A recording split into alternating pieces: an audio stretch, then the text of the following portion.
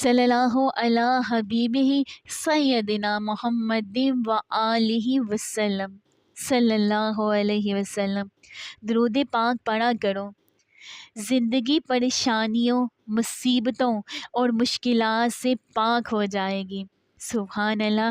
दुरूद शरीफ पढ़ने से आपकी ज़िंदगी में जो भी परेशानियां हैं, जो भी मुसीबतें आती हैं, उन सब मुश्किलात का हल एक ही है, और वो है दुरूद शरीफ पढ़ना। कितना आसान काम है।